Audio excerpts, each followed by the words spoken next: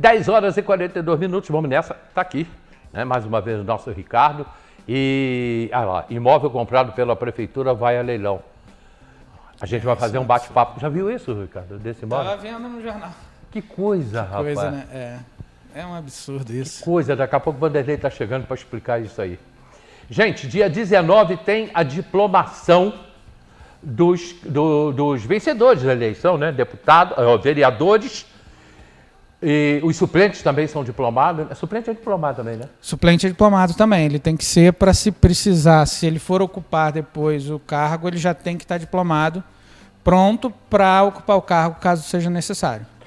E só pode ocupar o cargo se for diplomado?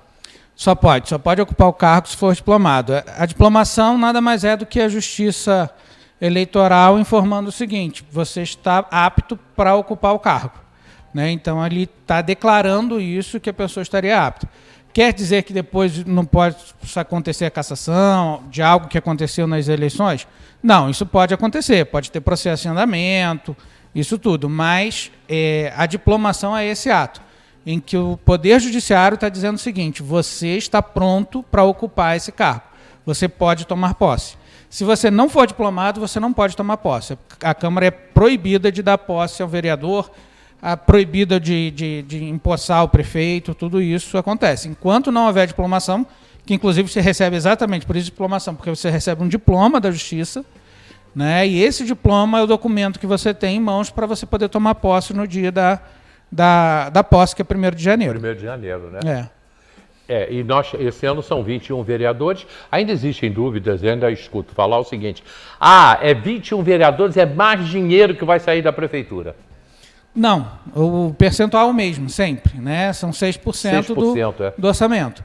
Então, independente se fossem 7 vereadores ou se forem 30 vereadores, no Brasil são 6%. Inteiro, 6%. No Brasil inteiro. No Brasil inteiro, o limite que você tem é de 6%. Não tem como ser mais e nem pode ser menos. Por quê? Porque na hora que o prefeito ele faz, ele não pode simplesmente, não compete a ele, quando ele faz orçamento, dizer que pode ser menos do que 6%. A Câmara é que, se gastar menos ao longo do ano, ela pode devolver esse valor para a prefeitura. Mas tem que estar disponibilizado no orçamento os 6% para a Câmara. Isso as pessoas têm que entender bastante disso, né? Eu falo que as pessoas são despolitizadas, infelizmente, no Brasil. Isso foi um processo que vem acontecendo ao longo dos anos, né? Quanto menos você souber de política, melhor. Que aí você deixa o político fazer o que ele quer. Exatamente. Eu vejo assim. Exatamente. E é tudo que, né, o mal político quer, não o político em si, mas o que o mal político quer é que o povo seja despolitizado. Porque exatamente isso, quanto menos você souber de política, quanto menos você participar, menos você sabe o que ele faz e menos você entende como é o processo para ele estar ali. E aí, nessa situação, no final das contas, você acaba permitindo que pessoas ruins, que maus políticos ocupem os cargos ali e façam um governo ruim. E aí você continua criticando, mas você só critica sem você realmente entender como é que funciona, sem você realmente ir atrás para saber, sem você realmente querer entender. Nas próximas eleições você acaba escolhendo o mal político de novo, porque aí ele conseguiu fazer de uma forma que aí quando chegam nas eleições ele gasta muito dinheiro, o bom político não tem esse dinheiro todo para gastar, e aí ele faz da forma que ele quer para ele continuar perpetuando no poder. Então, quanto menos a sociedade participar da política, pior é para a própria sociedade. Aquela frase do Martin Luther King, eu acho que ela se encaixa muito no brasileiro de hoje. Eu não vou dizer no brasileiro do passado, que eu vivi uma época em que a gente participava, meus pais, todo mundo participava de política aqui em Teresópolis. Foi numa cidade menor, né? Onde Martin Luther King, não vou me lembrar exatamente, se você lembrar, me corrija aí. Exatamente o que Martin Luther King, a frase exatamente. Mas ele dizia que a grande preocupação dele era com as pessoas que pensam, mas se escondem. Com aquelas pessoas que pensam, mas que não fazem absolutamente nada. Essa era a grande preocupação dele. Isso tem um monte, muita gente em Teresópolis, eles fazem isso, vivem nos seus condomínios e saem para trabalhar, voltam para casa, não vão nem a clube, porque o condomínio já é um verdadeiro clube. Essas pessoas, elas poderiam fazer muito mais pelo município. São as pessoas que não pensam. É isso que eu queria que você... Que pensam, mas que não fazem nada. Isso infelizmente acontece, né?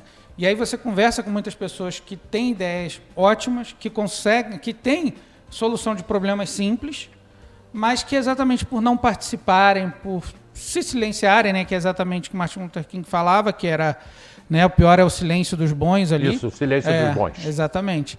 Em que pessoas que podem fazer o melhor, que poderiam participar, poderiam mostrar o que é capaz de fazer, e elas simplesmente resolvem ficar caladas e não participarem de nada disso. E aí, o que acontece? A vida para elas e para todo mundo à sua volta acaba sendo pior por conta disso, porque elas simplesmente não querem agir. Né? Martin Luther King é um grande exemplo, porque ele, com toda a dificuldade que ele tinha naquela época, né, nos Estados Unidos, uma segregação racial absurda, e ele conseguiu fazer muito e transformar o próprio país sendo um cara, um pastor que resolveu falar o que ele pensava e resolveu agir do jeito que ele achava que era o correto. E fez uma diferença gigantesca na história dos Estados Unidos. Os Estados Unidos hoje é outro, ainda tem a sua segregação racial, ainda tem diversos problemas que eles precisam resolver em relação a isso, mas é outro a ponto de anos depois, décadas depois, você ter um presidente negro nos Estados Unidos. Isso, com certeza, foi um trabalho feito ali por Martin Luther King e o grupo dele. Sim, com certeza. Coincidentemente, eu assisti um filme ontem, e esse filme conta a história de a história verídica que aconteceu nos Estados Unidos, de um negro do interior, filho de um pai fazendeiro, mas família muito pobre, e ele queria ir para a Marinha. E ele, desde criança, ele mergulhava muito, ele era bom de mergulho. Conhece essa história?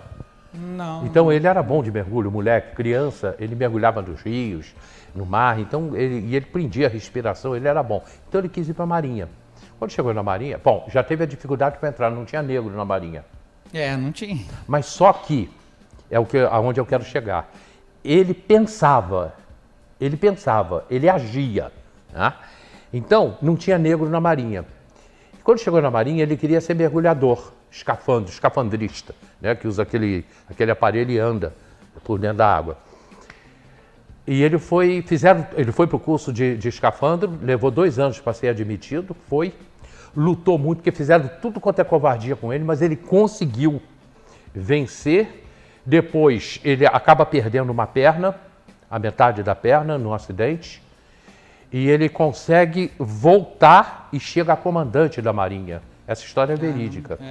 Mas por quê? Porque ele lutou por aquilo, coisa que o brasileiro não está fazendo. A gente está completamente acomodado. Tá completamente acomodado.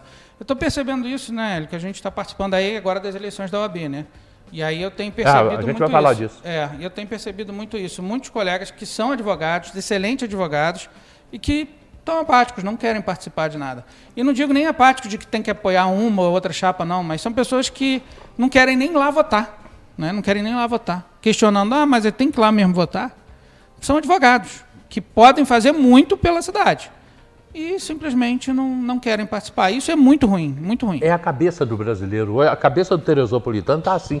Tá sim. De uma grande maioria. É claro que você vê muita gente querendo participar, muita gente querendo fazer diferente, muita gente querendo mudar. E mudar assim, não digo nem de mudar de quem está lá, não, mas assim, querendo mostrar que quer fazer, quer participar de alguma forma ali. Mas tem muita gente que simplesmente está fora disso.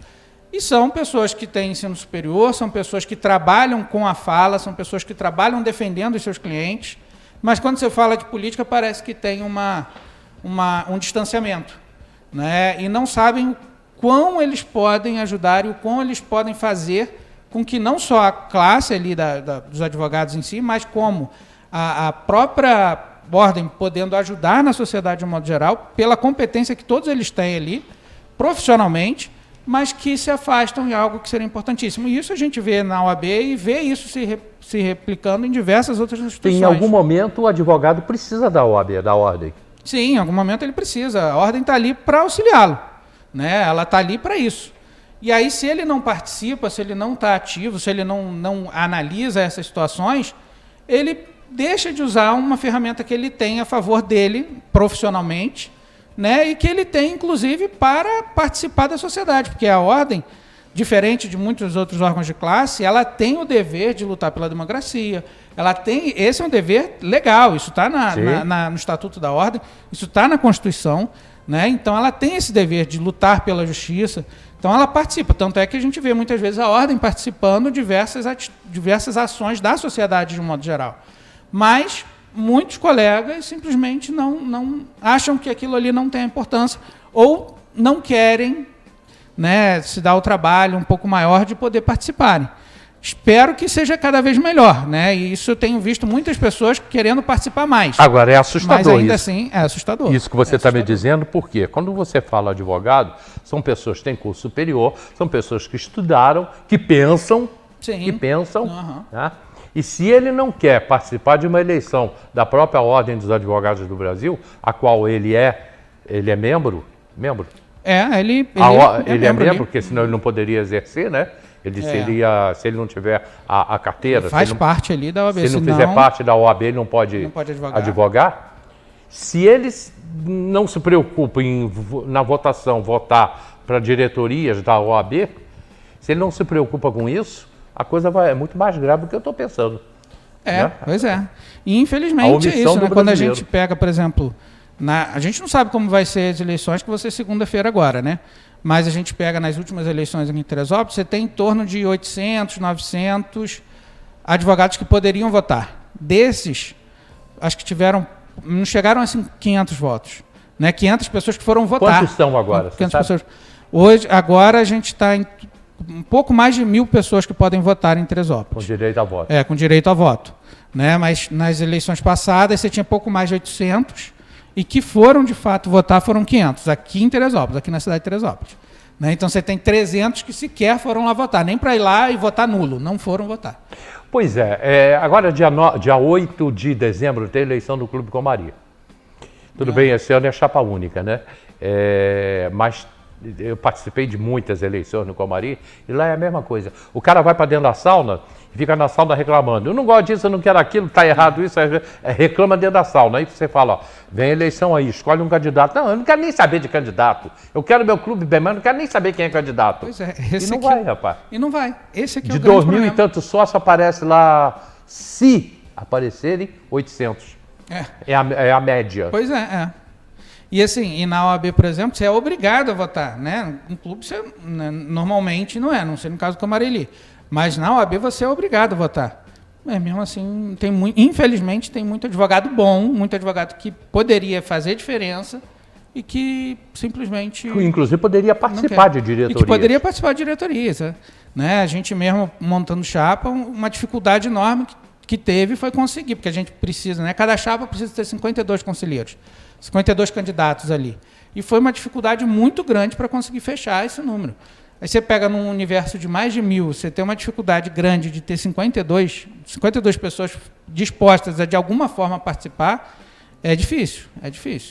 Mas, assim, eu acredito que, ao longo do tempo, acredito que a sociedade vai começar, alguma hora ela vai ter que acordar e começar a perceber, eu preciso participar. Isso nas eleições, pelo menos nas eleições nacionais, a gente já viu isso, né? Já viu uma participação de alguma forma maior. Agora, a gente não sabe como vai ser nas próximas eleições, mas você já começa a ver uma ação maior das pessoas. Porque chegou um momento, vamos botar lá em 2016, que a sociedade estava tão apática às eleições de 2014 ali, que você não via as pessoas falando de eleição mais, você não via mais ninguém querendo saber de nada disso. Né? Em 2018 teve um volume maior nas eleições, as eleições municipais ainda muito apagadas. Esse ano você teve em São Paulo umas eleições que apareceram mais, né, por conta do Marçal lá e tudo, mas que nas outras cidades foram bem à parte. Você pega a cidade do Rio de Janeiro, praticamente não teve eleição. Né? Praticamente não teve campanha eleitoral. Teve um candidato de oposição tentando, de alguma forma, aparecer, e as pessoas não estavam nem um pouco preocupadas com isso. E aí depois reclamam que a cidade está ruim, reclamam que a cidade tem diversos problemas, reclamam que o prefeito não faz o que tem que ser feito, mas participaram ativamente para isso acontecer? Exatamente, para poder chegar lá e poder discutir, chegar lá e mostrar que quer uma diferença.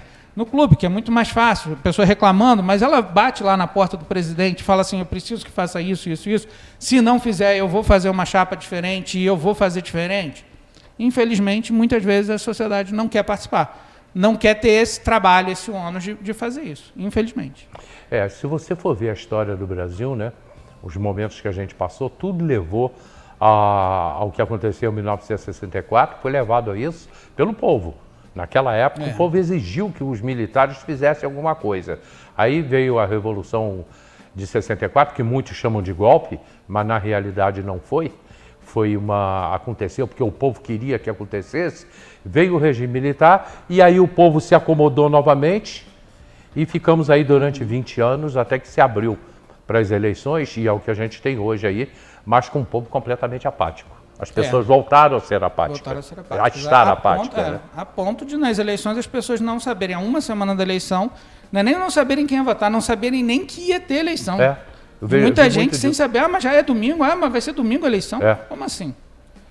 Agora, já que você falou aí da eleição da OAB, então é domingo, segunda-feira. Segunda-feira, de 9 às 17, né, de 9 às 5, lá na sede da OAB aqui em Teresópolis. E aí a pessoa vota tanto aqui para Teresópolis, né, que isso tem muito colega que tem perguntado, mas a gente vai votar em quem? Vai votar para seccional, né, que é para o estado todo, né, da OAB, e vota para os candidatos aqui na subseção de Teresópolis também. Né? O advogado que estiver adimplente, ou seja, que ele vem pagando a OAB regularmente, ele tem que votar, é uma obrigação, senão ele acaba aplicando multa de 20% sobre o valor da anuidade, que já é cara, né? A anuidade no estado do Rio é a anuidade mais cara do Brasil, que a gente paga aí mais de R$1.000 por ano, e aí vai ter que pagar mais uns 200 e pouco aí de multa por não ir lá, simplesmente lá votar. E tem que pagar, né? E tem que pagar. Né? Então, a gente espera que muitos participem, espera que mais do que esses 500 que foram participar lá nas últimas eleições apareçam também, para escolherem qual o melhor caminho. O que foi interessante nessas eleições agora, o que está sendo interessante é que há muito tempo a gente não via isso, né? Ter mais de uma chapa participando. São 3 esse ano. São 3 esse ano.